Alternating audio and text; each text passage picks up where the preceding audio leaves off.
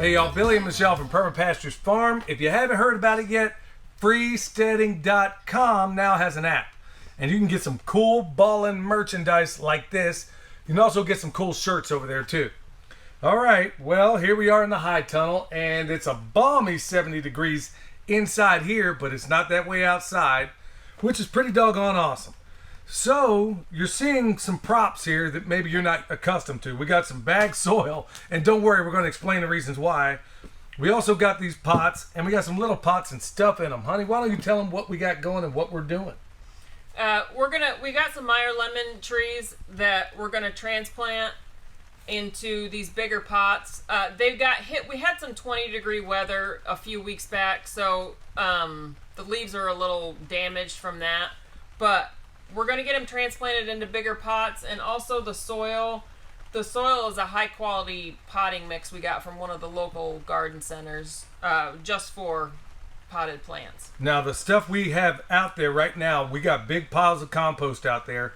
Every single bit of that I'm going to need for these trees and everything else we got out in the food forest, also in the orchard.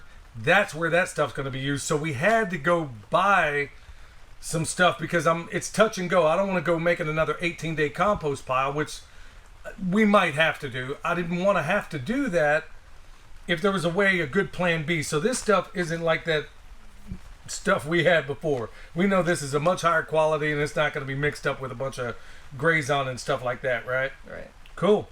So what are we going to do first? All right, so we're going to put a little bit of the soil in the containers and then just get them transplanted.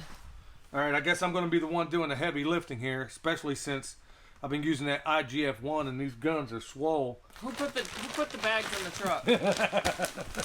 Okay, so we have a layer of gravel in the bottom of our pots. You're going to want to put like the pea gravel. It's a small gravel, like an inch or two in the bottom of your pot so the water can drain through it. And what we're doing is we're putting enough soil in right now, and then we're going to add our plant, but we want the top to be just a couple inches below the level of the container, so we can go back and add compost to the top. So right about there is where we want to be.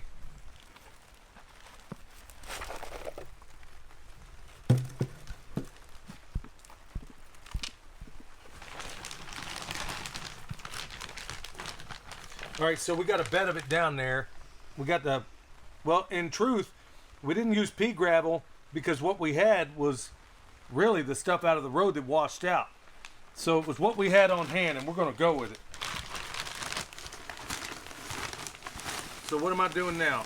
So now we're just adding enough soil just to fill around the tree. It looks lovely. It's absolutely lovely. Everybody here around here is just so lovely.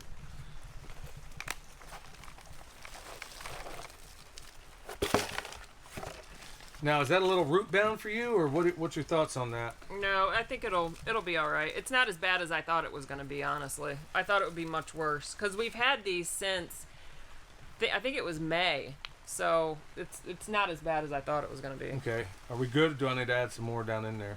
No, you're good. All right.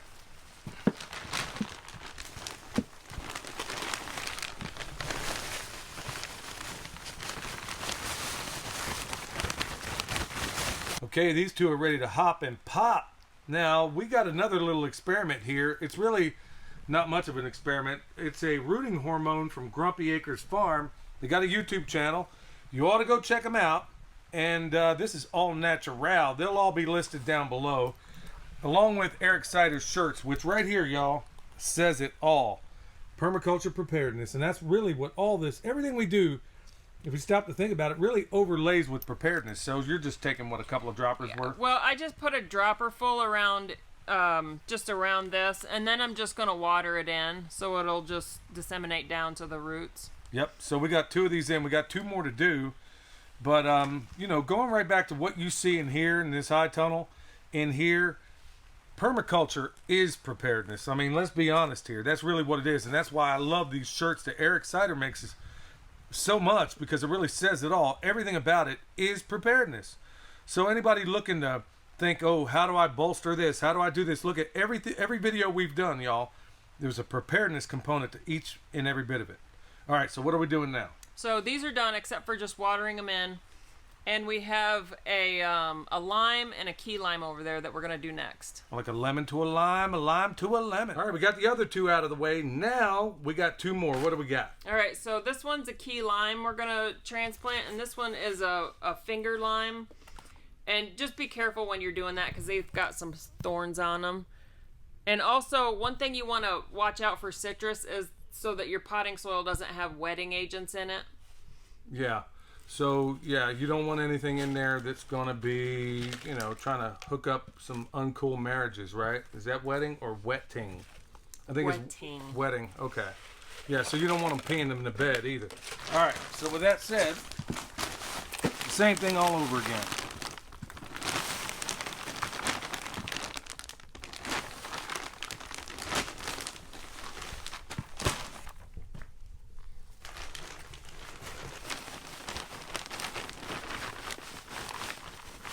Hit it with some more of this stuff, y'all. So that's that highfalutin rooting hormone. So, yeah, like I said, you can get that at Grumpy Acres, and you want to check it out. All right, so what are we doing now? Just watering it in? Just watering it in, yep.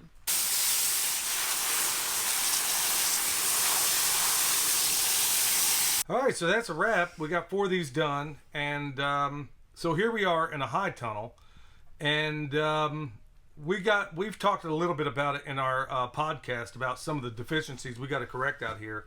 But what are we going to do? Obviously, these are clearly citrus, so they're not really meant for the highlands of North Carolina.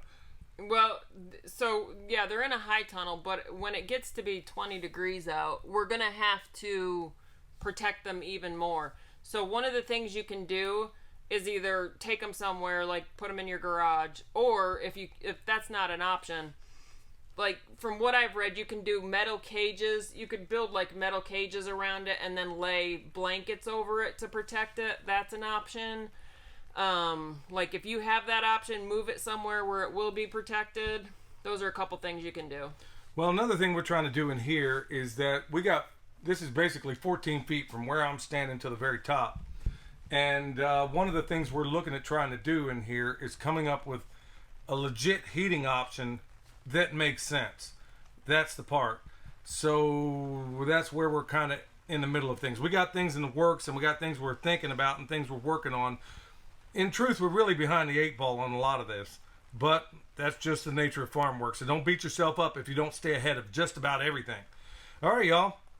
Anything else you want to add? There you go. All in a nutshell, y'all. Planting the citrus, getting it all squared away, getting it ready to hop and pop. Remember, need anything from us, whether it's bone sauce, comfrey, any of that stuff, go to the website. Need any of the things we have down below, whether it's a butchery video, all-encompassing butchery video, which we have down below, whether it's EMP shield, freeze dryers, you name it, anything you need, especially when it overlays with permaculture and preparedness, check it out down below, y'all. We got it.